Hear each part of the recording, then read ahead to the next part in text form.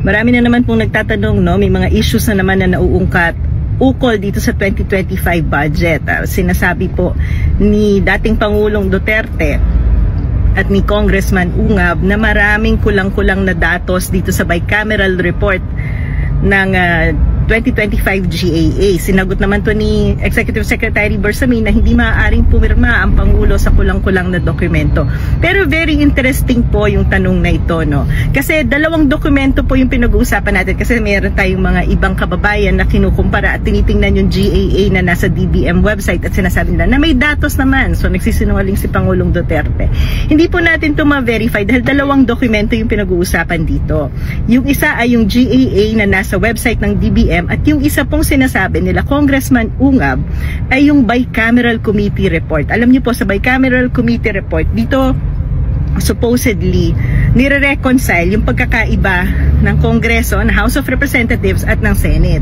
Pag lumabas po yan sa bicameral committee, dapat kompleto yung dokumento dahil yaan ang ipapasa bilang batas. Ngayon, kung totoo itong sinasabi ni Congressman Ungab na kulang-kulang ang datos at impormasyon na lumabas dito sa bicameral committee, ay hindi po yan maaaring maging batas. At hindi yan maaaring pirmahan ni Pangulong Marcos. Kung totoo pong kulang-kulang yung datos, ay sino ang nagpuna at nag-fill up ng mga kulang-kulang na datos?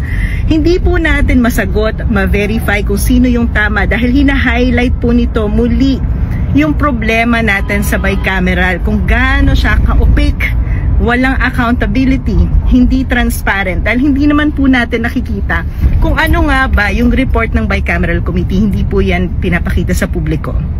Hindi po natin nakikita yung minutes, hindi natin nakikita yung deliberation, hindi natin nakikita kung sino ba sa mga congressman at senador ang nagdagdag, nag-insert ng mga kung ano-ano dyan sa bicameral committee. Kaya kung totoo itong sinasabi ni Congressman Ungab ay maaaring hindi nga valid ang pinirmahan ni Pangulong Marcos dahil kung kulang-kulang yung bicameral committee, hindi nga pwedeng magpasa yung Senado at Kongreso ng kulang-kulang na batas at hindi maaaring pumirma ang Pangulo ng kulang-kulang na batas.